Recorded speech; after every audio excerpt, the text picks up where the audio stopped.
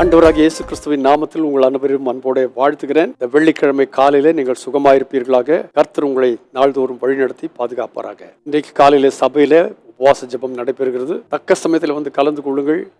நம்முடைய ஜெபம் அதிகரிக்க அதிகரிக்க பலன் அதிகரிக்கும், சமாதானம் அதிகரிக்கும், சந்தோஷம் அதிகரிக்கும், அமைதல் அதிகரிக்கும். கர்த்தர் நமக்கு ஒத்தாசை பண்ணுவார். இந்த நாளில மறுபடியும் சங்கீதத்திலிருந்து ஒரு பகுதியை நான் வாசிக்க விரும்புகிறேன். இந்த வசனத்தை நாம் பல முறை தியானித்து இருக்கிறோம். ஆகிலும் இன்றைக்கு நான் அதை உங்களுக்கு வாசிக்கிறேன். 16ஆம் சங்கீதத்தில் முதல் வசனத்தில் சொல்லிருக்கு, தேவனே என்னை காப்பாற்றும், உம்மை நான் நம்பி இருக்கிறேன். கர்த்தரின் சுதந்திரமும் என் பாத்திரத்தின் பங்குமானவர்.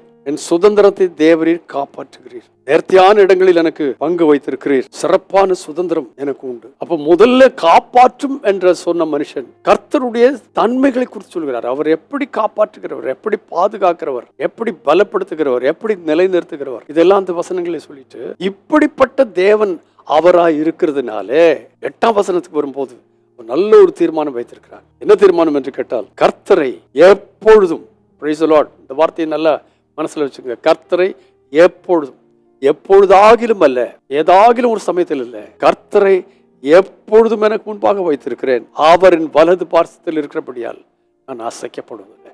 முன்னால பார்த்தா கர்த்தர், வலது பார்சத்தில் கர்த்தர், அவர் என்னோடு கூடந்தால் நான் அசைக்கப்படுவதில்லை.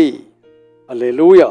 அவர் அசைக்கப்படாது இருக்கிறதுனால உன் ஆத்துமாவை நீர் பாதாளத்தில் விட மாட்டீர். ஏன் தெரியுமா? இந்த கர்த்தரை, நல்லவராகிய கர்த்தரை, நான் துதிக்க வேண்டியதான கர்த்தரை எப்பொழுதும் எனக்கு முன்பாக வைத்திருக்கிறேன். இந்த கால வேளையில் இந்த வார்த்தையை கேட்கிற நீங்கள் வேற எதையாக உங்க முன்னால வச்சு யோசிச்சுட்டு இருக்காதீங்க. எந்த சூழ்நிலையிலும் கர்த்தரை முன்னிலைப்படுத்துங்கள். ஏனென்று கேட்டால், இதே சங்கீதக்காரர் 46ஆம் சங்கீதத்தில் சொன்னான், தேவன் நமக்கு அடைக்கலம், பலன், ஆபத்து காலத்தில் அனுகூலமான துணை. அவரை எப்பொழுது முன்னால வைக்க, அவர் நமது வலது பார்சத்தில் இருக்கிற நான் அசைக்கப்படுவதில்லை. மாத்திரமல்ல, அதனுடைய 11ஆம் வசனத்துக்கு வரும்போது சொல்லிருக்கு, ஜீவ மார்க்கத்தை எனக்கு தெரியப்படுத்துவீர். ஓ அல்லேலூயா. உம்முடைய சமூகத்துல நான் அசைக்கப்படாது இருக்கிறதுனால உம்முடைய சமூகத்துல எனக்கு பரிபூர்ண ஆனந்தமும், உமது வலது பார்சத்துல நித்திய பேரின்பமும் உண்டு. நீர் எனக்கு முன்னால் இருக்கிறதுனால எனக்கு பரிபூர்ண ஆனந்தம் இருக்கிறது. என் வலது பார்சத்தில் இருக்கிறதுனால எனக்கு நித்திய பேரின்பம் உண்டு.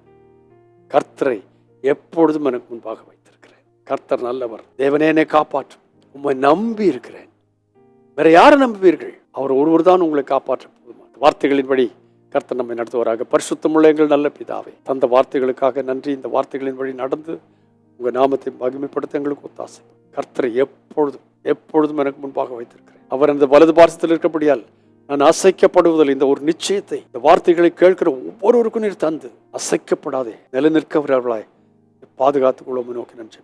பொறுப்படுத்திக் கொள்ளும். ஆசீர்வதி இயேசுவின் நாமத்தில் பிதாவே, ஆமென். கர்த்தரை நான் எப்பொழுதும் எனக்கு முன்பாக வைத்திருக்கிறேன். அவரின் வலது பார்சத்தில் இருக்கபடியால் நான் அசைக்கப்படுவது. God bless you abundantly again and again and again and again. Amen.